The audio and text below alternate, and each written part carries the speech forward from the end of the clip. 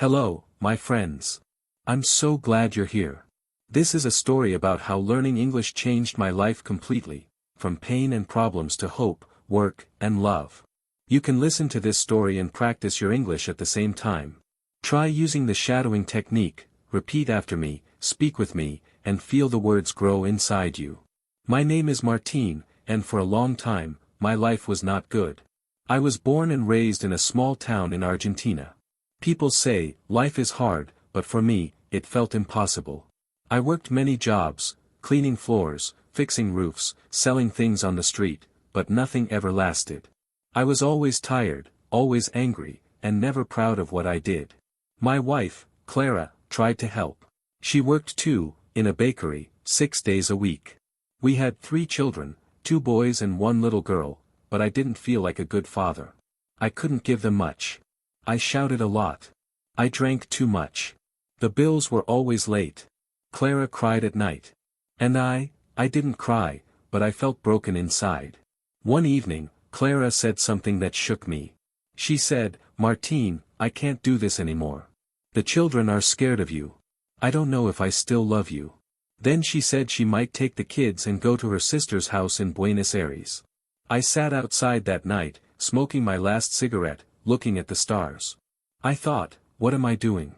Is this the man I want to be? The next day, I decided to change something. I didn't know what or how. But I walked into a small public library, just to get out of the house. It was quiet. Cool. Smelled like old paper. I saw a man there, maybe 60 years old, sitting behind a desk.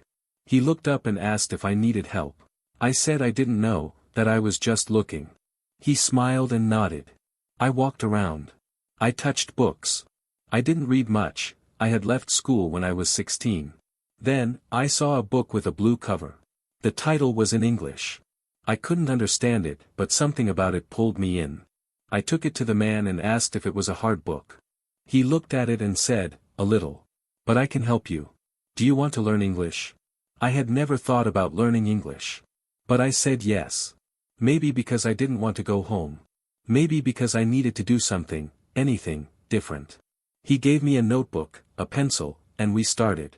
1 hour, every Wednesday. Just me and him. His name was Ernesto. He was retired, and he taught for free. The first words I learned were, "Hello. My name is Martin. I am from Argentina." I wrote them 10 times. I read them aloud like a child. I felt stupid. But I also felt something new. After 1 month, I could say a few sentences. After 3 months, I watched a cartoon in English and understood some words. I smiled for the first time in a long time. Clara noticed. One night, she asked why I was studying English. I said, maybe I want a better life. She looked surprised. Then she said, I hope it works. I started going to the library more often. I used free internet there and found videos, podcasts, and language apps. I wrote English words on sticky notes and put them on the wall, door, window, table. The children saw me, and they laughed at first. Then they started helping. One day, my oldest son said, "Dad, you are doing good." And he smiled at me. That small moment felt like a gold medal. After 6 months, Ernesto told me, "Martin, you can take an online course now. You are ready." He showed me a website for beginners. It had videos and simple lessons. I started studying every night after work. Clara began sitting beside me.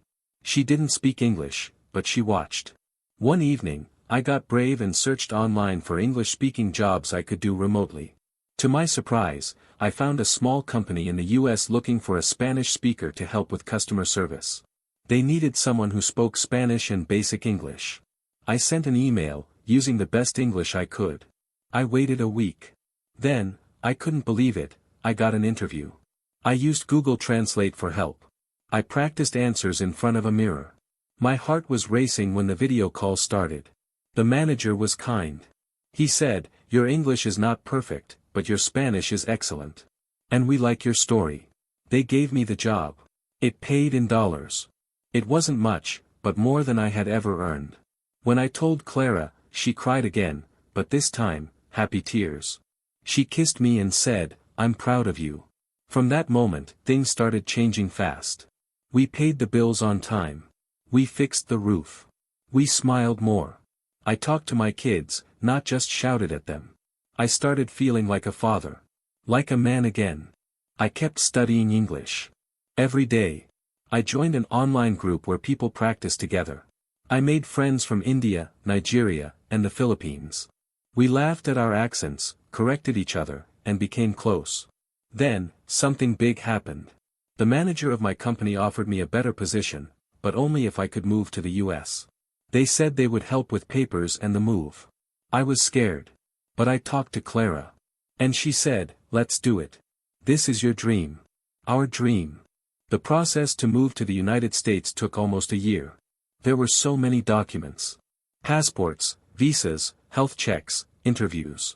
At one point, I thought, this will never happen. But every time I wanted to give up, I looked at my children sleeping.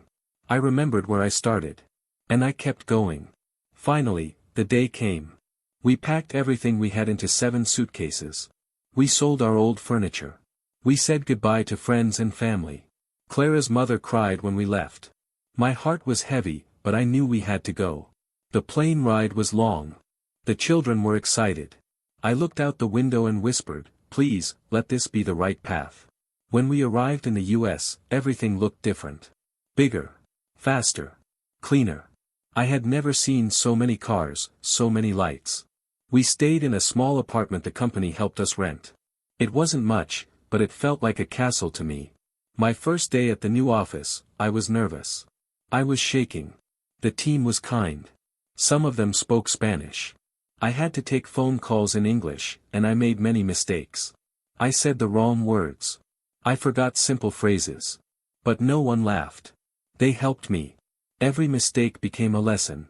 At night, I still studied. Clara started learning too. We sat at the table, side by side, repeating sentences from an app. The children corrected us sometimes. We laughed a lot. After 3 months, we found a small house to rent near a school. The boys started playing soccer again. Our daughter made friends fast, she learned English quicker than all of us. Children are like that.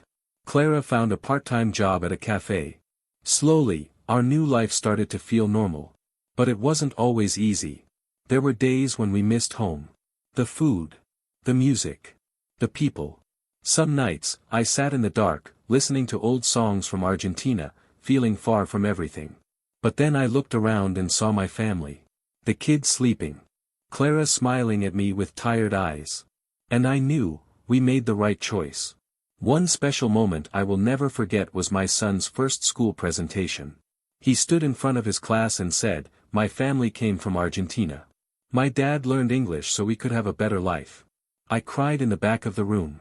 A teacher put her hand on my shoulder and said, you should be proud. And I was. One weekend, we went to a park for a community event. There were people from many countries. Everyone brought food, music, and stories. I met a man named Jamal, from Nigeria. He also learned English as an adult. We became friends. Our kids played together. His wife and Clara shared recipes. It felt like home again.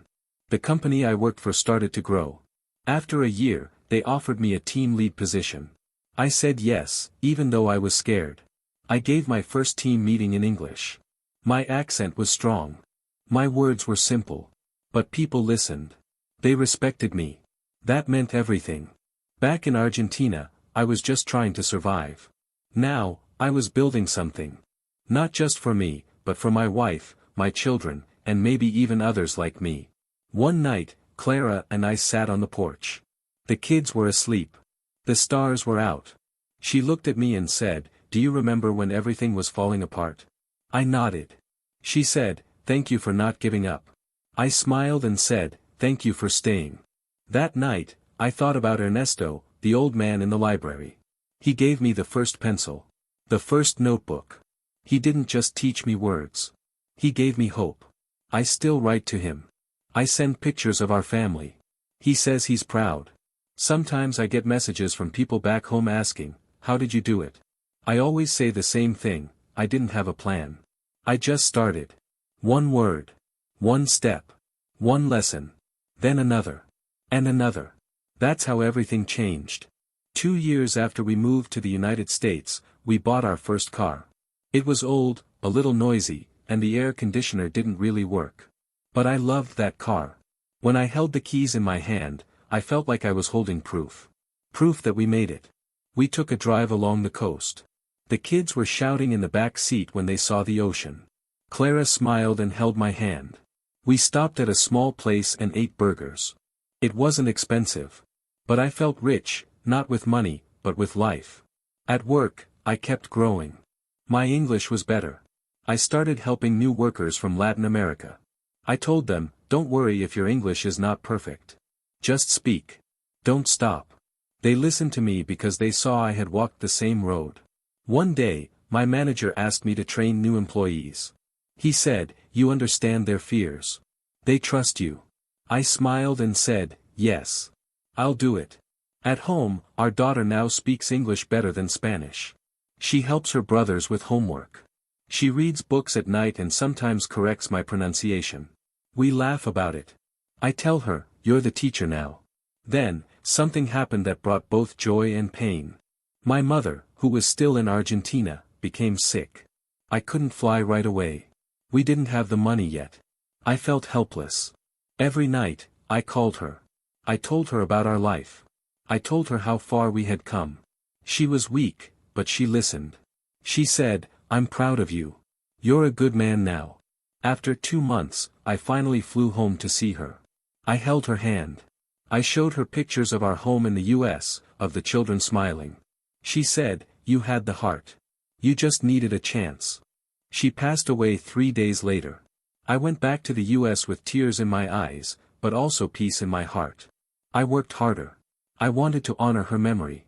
I wanted to show my kids that love, learning, and work are stronger than anything. 5 years after we moved, we bought a small house. It's not big, but it's ours. The kitchen is full of smells and music. The walls have drawings and photos. It feels alive. Sometimes, I go outside alone in the evening. I sit on the porch and look at the sky. I remember the man I was before. Angry. Lost. Afraid. Now I'm still not perfect. But I am better. I am strong. I am happy. Clara and I take long walks. We talk about the past. We laugh.